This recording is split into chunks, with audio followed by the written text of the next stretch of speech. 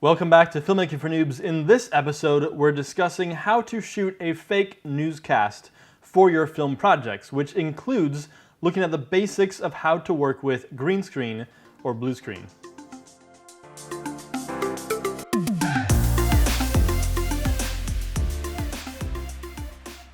All cellular data and internet services for 1 year. No internet? No data? For a whole year? So your film calls for seeing a newscast on a television in a specific scene, but there are two things standing in your way. First, you don't have the ability to license expensive and existing footage from a major news network. And second, even if you could, you need the newscaster to say very specific words which go along with your story. So, how do you make this happen? I'm going to walk you through how to shoot a realistic looking newscast scene for your films, as well as some tips and basic advice when it comes to working with blue screen or green screen. Many of the basics of green screen that I mentioned today in the context of a newscast will still be applicable to any sort of green screen work that you do. It will just be on a larger or different scale. So let's take this newscast from No Internet as an example. We shot this newscast ahead of time and then played it back on a television on the set while shooting. For information on how to play back a newscast or any other video on set and make it look good on camera, I did talk about that in a previous episode of Filmmaking for Noobs called How to Make TV Screens Look Great on Camera or something like that, I don't really remember, but there's a link to that episode in the description below. In this episode, we are looking specifically at the process of creating the newscast and making it look real. In order to create this newscast and many other newscast scenes that I've been involved in, we shot it on a green screen. No, you do not require some really big, fancy, expensive, hard to find green screen machine, which doesn't actually exist, or a giant green screen studio, which is expensive. In this episode, I'm going to quickly address the elements of this newscast that we used in order to make it look realistic. Elements that you can use and apply to your newscast scenes to make your newscasts look realistic if you're going to be playing them on a TV or a computer screen on your set.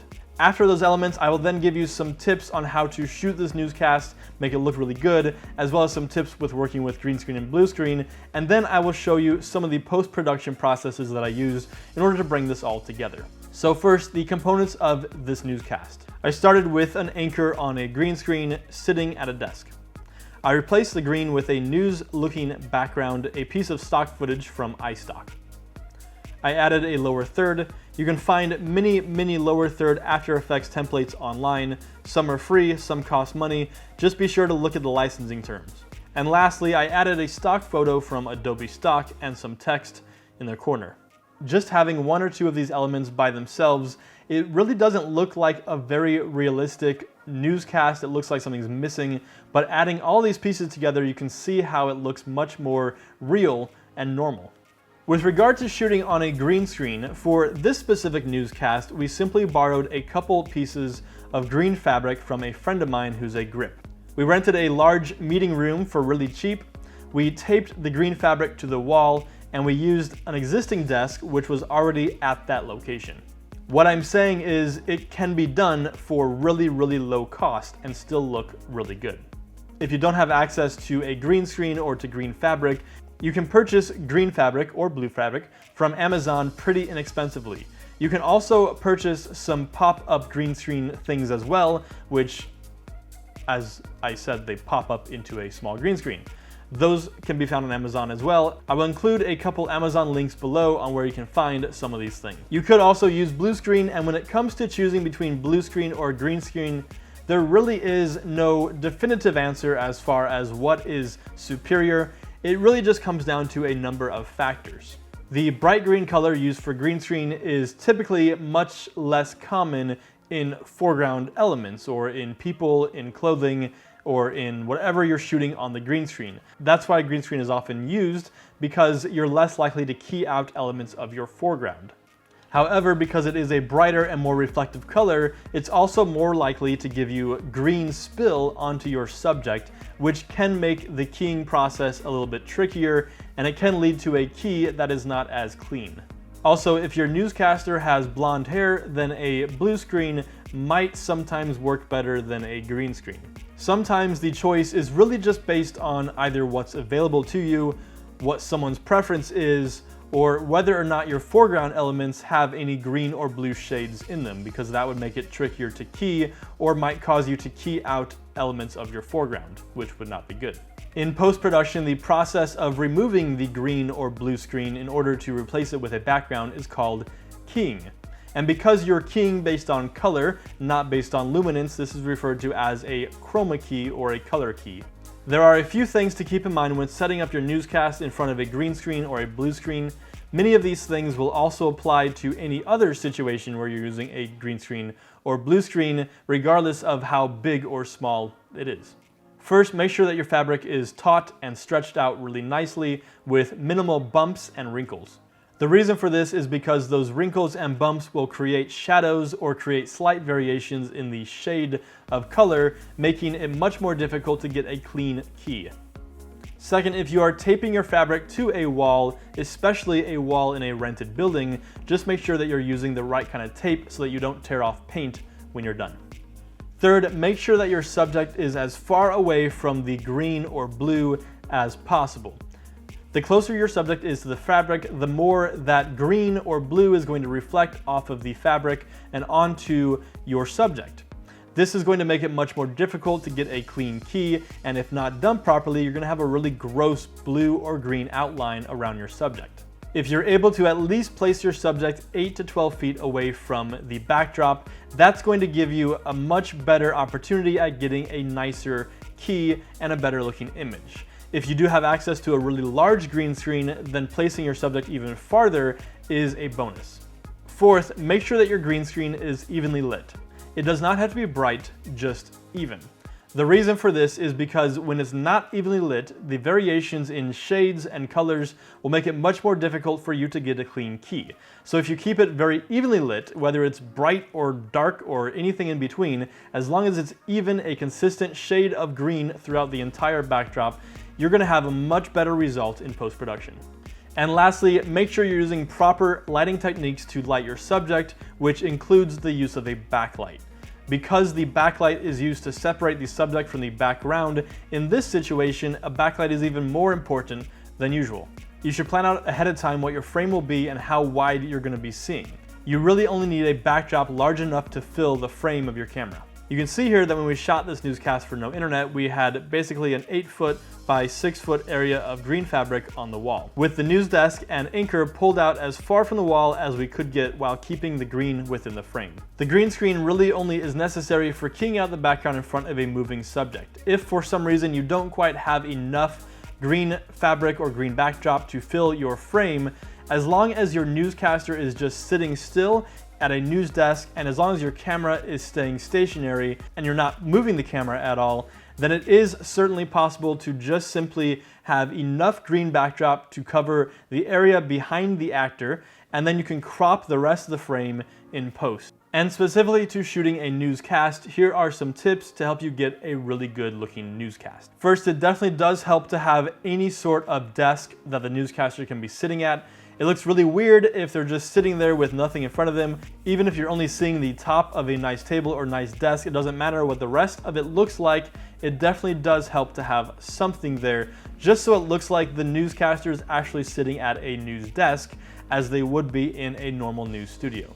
Going for something black or something with a nice wood finish, maybe a little bit of shine or gloss to it, really does help sell the newsroom feel. Second, be sure to instruct your newscaster to hold their head, neck, shoulders, and body completely still.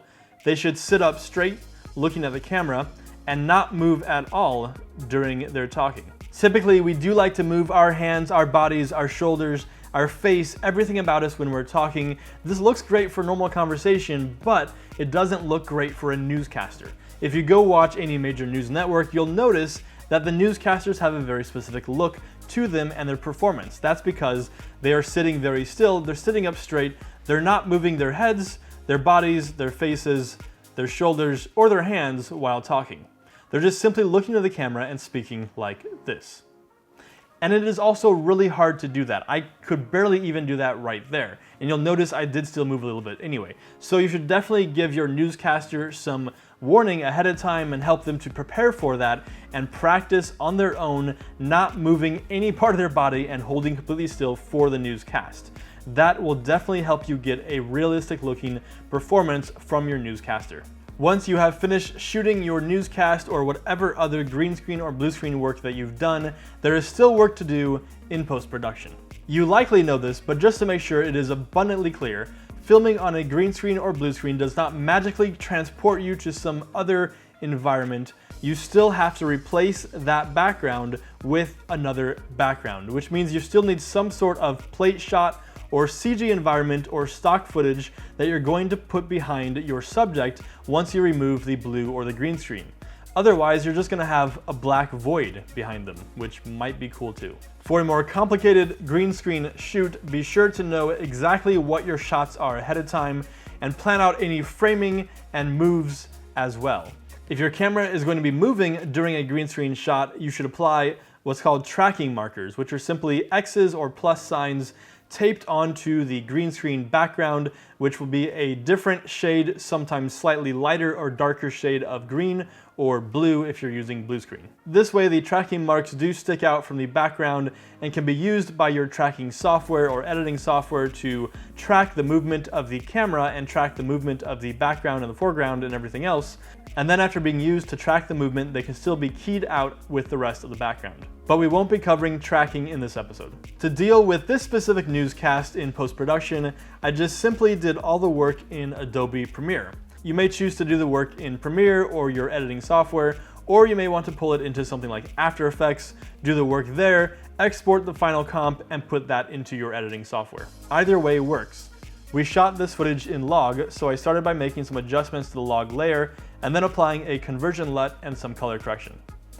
It is certainly easier to get a clean key off of the more vibrant version because there's a larger difference between the green and the foreground. I wouldn't recommend trying to key off of the log version. I then used one filter, the Ultra Key filter from Premiere. Make sure your output setting is set to composite, otherwise you won't see the end result. I used the default setting, used the color picker to select the green color, and played around with the matte generation and spill suppression settings until I got something I was happy with. Keep in mind that our green screen was very evenly lit. That was a really big factor in making this work really well. And if you don't know, the spill suppression is a feature that will help you to minimize or get rid of the amount of spill, which is the green or blue light that is reflecting off of your backdrop onto your subject. And it really was that simple. So yes, you can plan on a newscast scene in your next film, and it really is pretty easy to pull off. I hope that this has given you some insight on how to shoot a newscast or any other sort of green screen or blue screen work for your next film. Please feel free to comment below, let me know what you thought. If you found this helpful, please like, share, and subscribe. Spread the word so that we can grow this series together. Thanks for watching and come back next week for more.